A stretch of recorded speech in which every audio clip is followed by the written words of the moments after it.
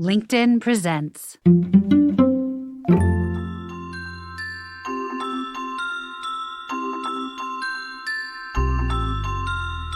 Yo, what's going on, everybody? I am Vinnie Potestivo.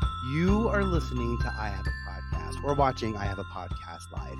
And we are about to meet a very special guest, Ryan Dusick. Ryan, thanks for being here. Thank you, Vinnie. It's great to be on your show. Can you tell us a little bit about how you got started in music and what opened up opportunities for you? Yeah, well, I started playing music when I was about 12 years old. My older brother was playing the guitar, and I was really inspired by his band and the school band that he was playing in, and I just wanted to be a part of it. So I begged my parents for a drum set, and I told them, the drums are inside of me the same way that the guitar was inside of Josh. And before you knew it, I was playing in my brother's band and I was playing in the school band. And, we were playing around town. Like my brother's band, we played at the Whiskey a Go Go and the Troubadour and the Roxy here in Hollywood. And so by the time I was 14, 15, I was, playing on the Sunset Strip. And then I started my own band when I was 16, when all of my brother and all of his friends went off to college. I just happened to be friends with this kid named Adam Levine, who was 14 at the time. And I was like the big brother, I guess, sort of organizing the whole thing. And I had the vision. Yeah. Yeah. And I was the one with the car too. So I was, right. kind of carting everything Organizer. around. Yes. And my personality sort of lent itself to being the type A control freak who wanted to organize and book shows and do the mailing lists and all that stuff. So what is that like as a teenager? Well, we started the band in 1994, so I'm kind of dating myself a little bit. And it took us about a decade to get to the point where people, know the band as Maroon 5 and where we got to. So, there was a lot of time to get used to what the world of the music industry was going to be for us. And the world changed a lot in that time. Because when we first started, and we had one record deal in 96, 97 with Warner Brothers, that this was the old world. It was just, they spent a ton of money. They put out a record that they spent a lot of money on and it just flopped and they dropped us. So that was over very quickly. And we had to learn about failure and we had to learn about how to, really be the caretakers of our own brand, So, Yeah. and so the second time around, when we did rename the band Maroon 5 and got our second record deal, now it was the early aughts, and we made the album Songs About Jane, and it was a different world. It was the digital age, and we were out on the road for a few years really before the album really blew up. And we had some time to get used to what it was going to be, but certainly nothing can really prepare you for going from the garage to Saturday Night Live and the Grammys and stuff. Yeah, like stadiums and where you went. So where are you looking? What source are you pulling from? Where are you getting guidance? What's helping you process this?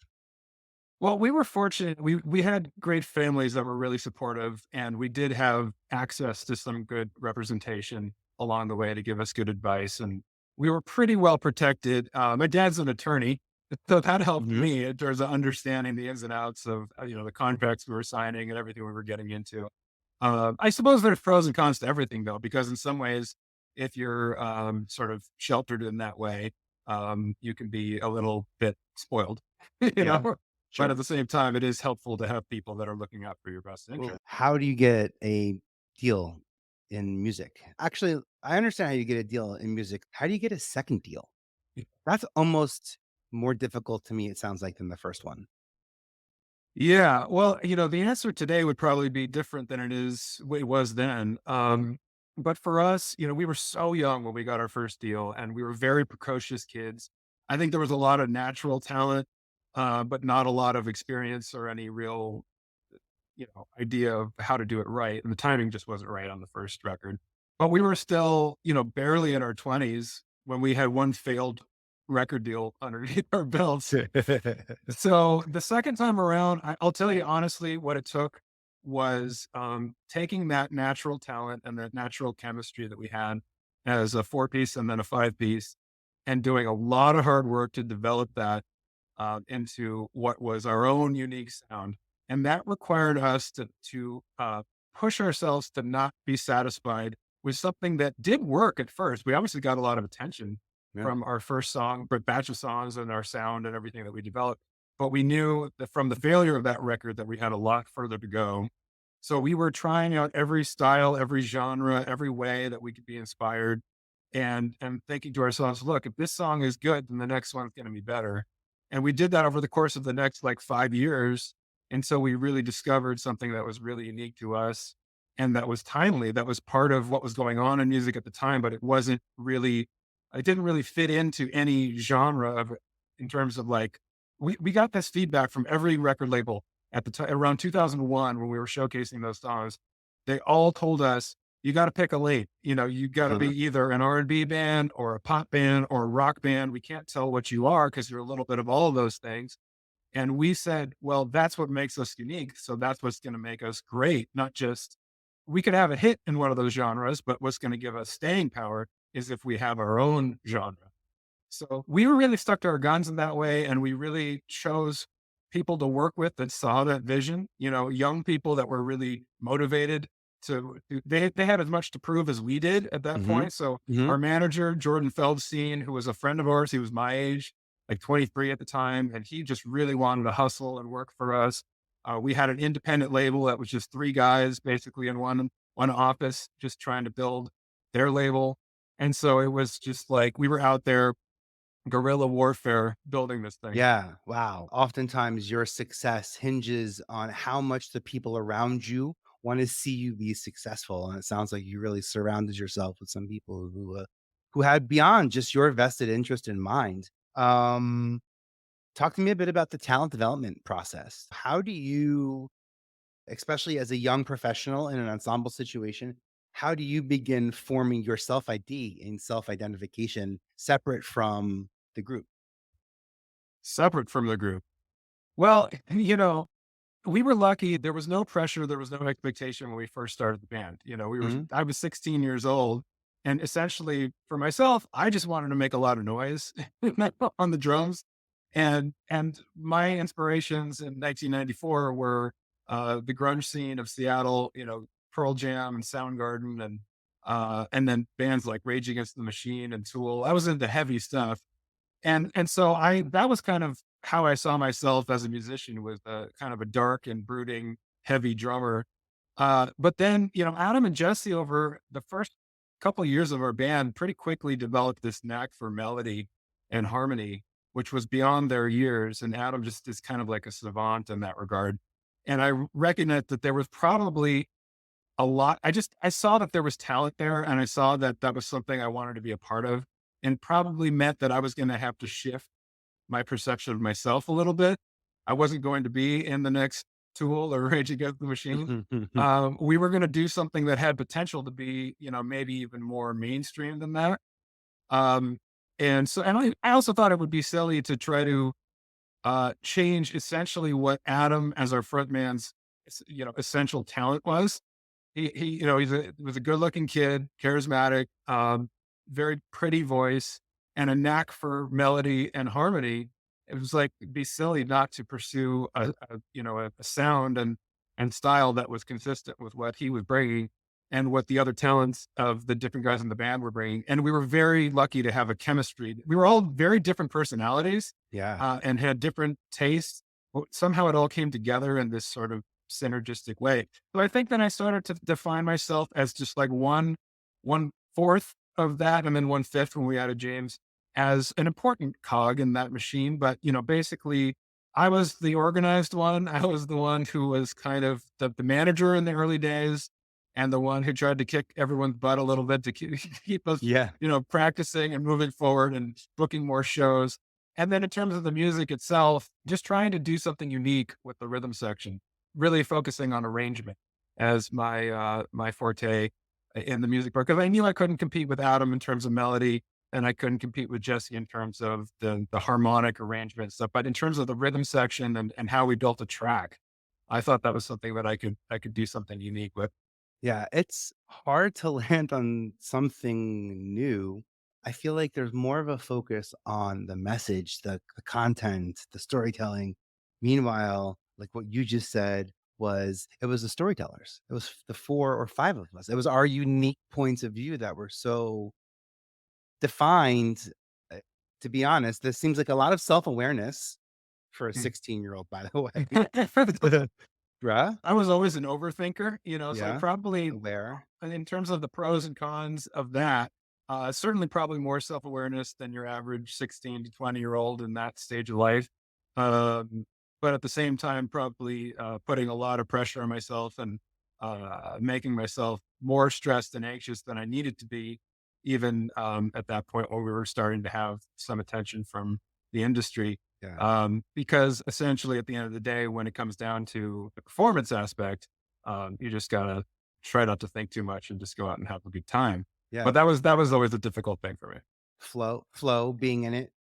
Yeah, I mean, drums were flow for me when it was in my garage and when it was, I mean, with the band, that was the most in flow I've ever felt in my life. But it wasn't until we were out on the road for a long period of time and promoting an album when it became, okay, now there's expectations beyond myself. There's expectations from my bandmates, from our management, from our record label, from, the bigger you get, the more the expectations are sort of coming externally as much as they were coming from internally. So that made it harder for me to sit in my flow that I had felt naturally Yeah. playing the drums with my buddy.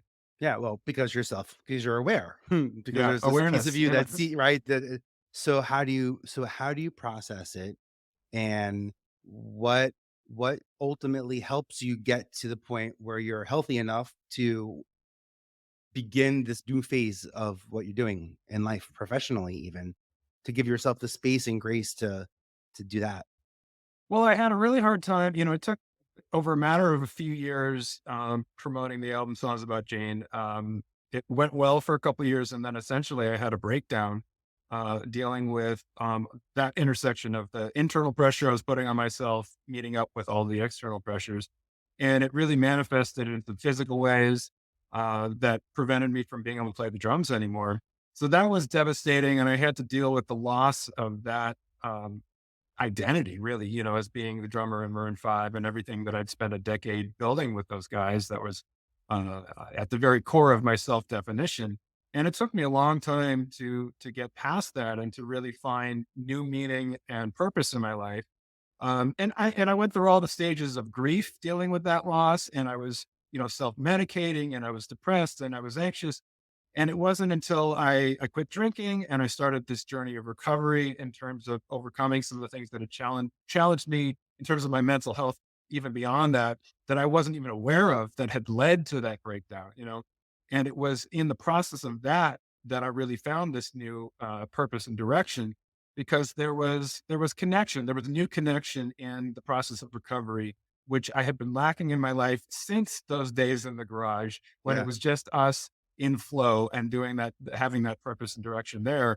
And so I don't know, I found a connection in the mental health area that was really inspiring and fulfilling to me. I was volunteering at a recovery center for a couple of years, early in recovery, in my own recovery, and just being, peer support and co-leading groups.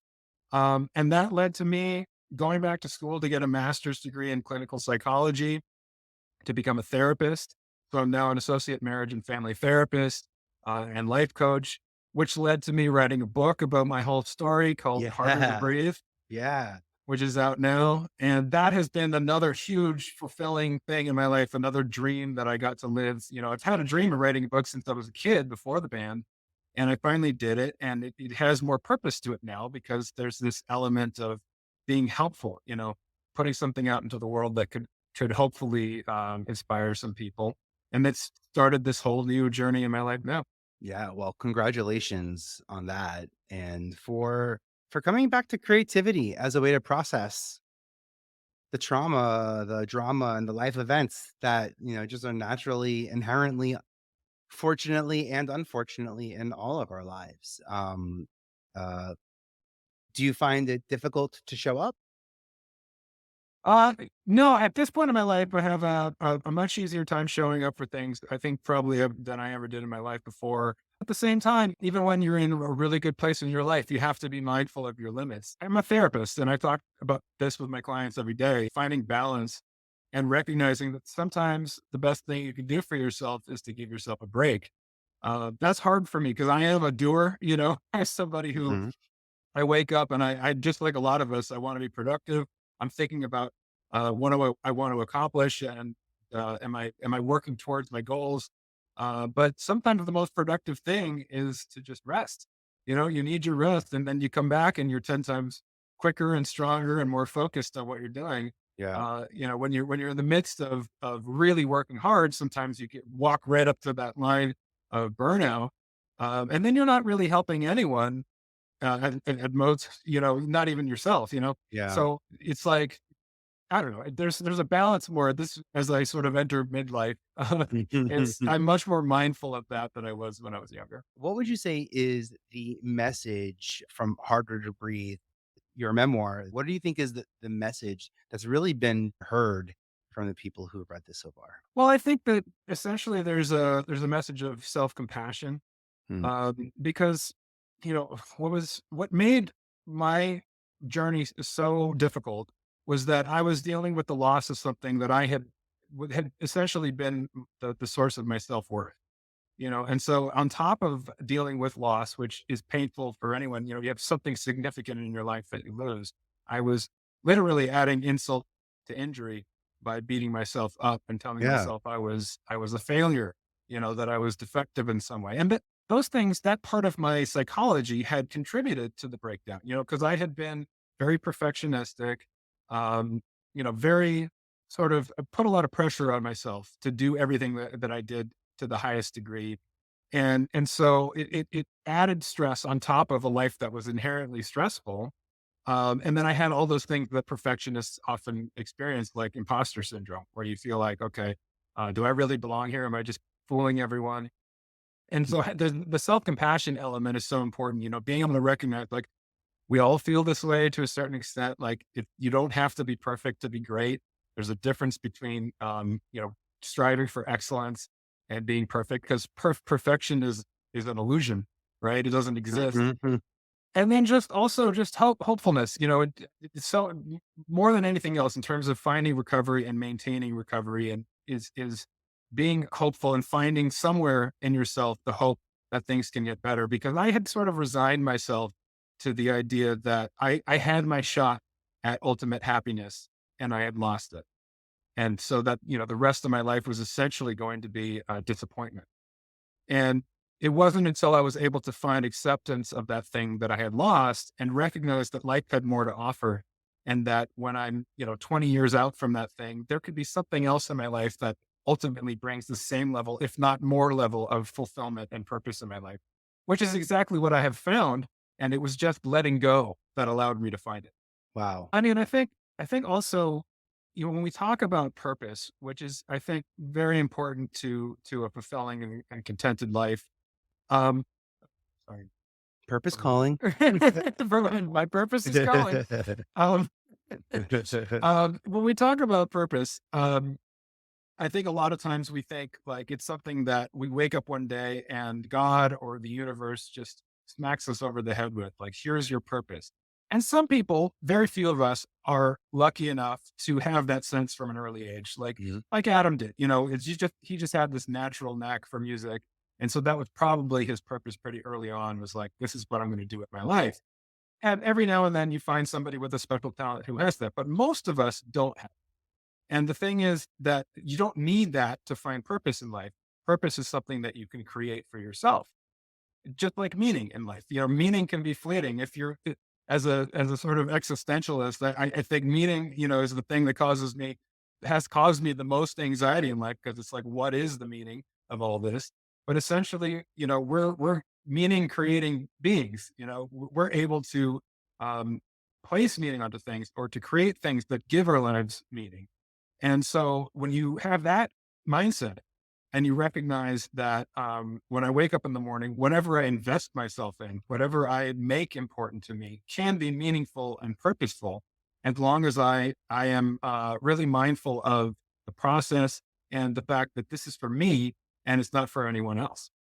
Wow. So to be meaningful and purposeful, moving forward as we're consuming content, maybe even creating our own content, what are some ways that we can what are like the tools, the strategies in place so that we can find flow? Well, flow is such an important element, so much of psychology, Mhm. and we talk about in the negative, that what's wrong with me and what do I need to fix? Yep. And positive psychology talks about flow, as there's we think of happiness as just moments of joy. That's not essentially sustainable. Um, those moments of joy come, but they're fleeting. But flow is something that you can create. It's something that you can create more of in your life by investing yourself in things that give you a feeling of connectedness and purpose, right? And so, whatever gives you that feeling, pursuing that more it's sort of it feeds on itself. It creates more flow in your life. The more you Yeah. invest in being mindful of being present and being connected to what you're doing, one thing at a time and doing it well, the more flow kind of grows in your life. And for me also, it started with a kernel for me, just of walking into recovery and recognizing that service for me was the thing that gave me that feeling of purpose and connection that I'd been lacking for a long time when I was in my drinking and my anxiety and all that. Um, and so just knowing that was the feeling that I'd been missing and yearning for, I just sort of walked towards things that gave me that feeling. And every choice that I've made in my life in the last 7 years has been one based on that gut feeling of, does this feel fulfilling to me? Does it feel like it fills me up in some way and creates a sense of connection to something that's meaningful for me? And whatever industry you're in and whatever you're doing, if you're following that feeling, it's going to put you where you need to be. You have options in terms of how to make a living. You have a lot of options of where to place yourself in the world.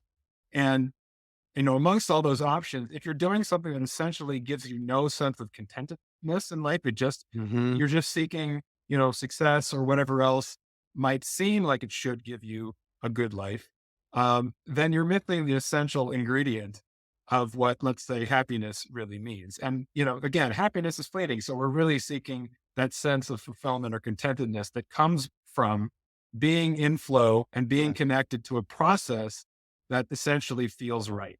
Yeah. You don't have to be an artist to be able to focus. Focus is part of flow, right? Focusing, keying in, focusing, challenging your skill set is part of flow, right? Like that's actually kind of the best part of flow is like Mhm, you get to be a version of yourself you didn't even know was capable. Also, by the way, having goals, mhm, discipline to be able to clearly hit goals.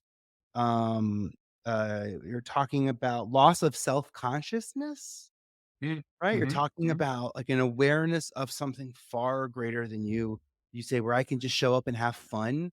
I do think that it's that positive mindset that's gonna help you find that flow. Dude, thank you so much for sharing this. Do you still take on one-on-one clients? Is that something people would be able to check out on our website? Yeah, well, thank you, Vinny. Yeah, I am seeing clients one on one. I'm a therapist and a coach, and the best place to find me in terms of that is on my website, ryandusick.com. You can reach out to me there. Yeah, and then also as a speaker, I'm doing a lot of speaking engagements, so that's a good way to find me. Um, and then, the other place to find the stuff that I've been doing is my Instagram handle at Ryan Michael Dusick. Just I post old stuff from the band. I post stuff that I'm doing now when I'm have appearances. Other things that I'm doing. So that's kind of the more fun, interactive place. What kind of services, what kind of conversations are you having with companies, corporation, businesses right now? One, that you're available for hire to do, but two, that you're actually having, because I think that these are important conversations. Creativity, mental health, neither of these topics ever get brought up. So any opportunity a company can open up and have this conversation, especially if they don't identify as a creative company, especially if their output is not media, they have a very hard time approaching it. So what kind of conversations do you have there? Well, it's been a really interesting time in my life in that, putting out this book, Harder to Breathe, and promoting it. Essentially, I was looking at it as just a way to inspire hope and to talk about my mental health as a way of connecting to people, to be of service. But what came from it, in promoting and talking about it, doing a lot of interviews and going out into the world, doing some speaking engagements, um, I've had people from the music industry reaching out to me and asking, if I want to work directly with people in the music industry again. So I've joined something called the Music Industry Therapist Collective, a bunch of therapists who had worked in the music industry previously and are now mental health professionals.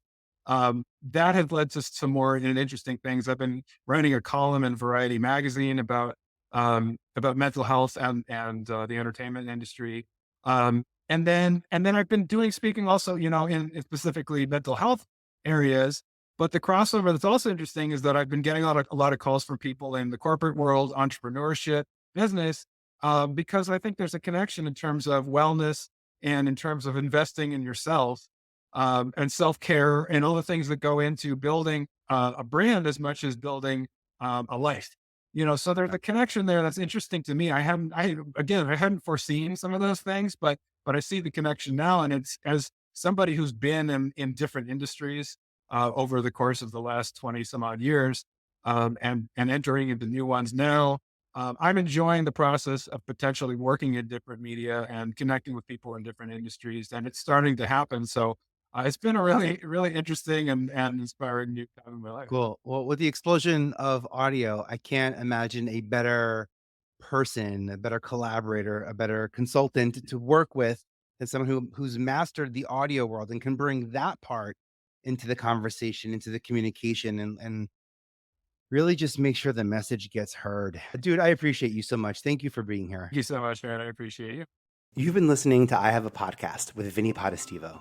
If you like what you heard and you want to hear more, please find us at ihaveapodcast.com or wherever you get your podcasts. Thanks a lot for listening, and we'll see you next week.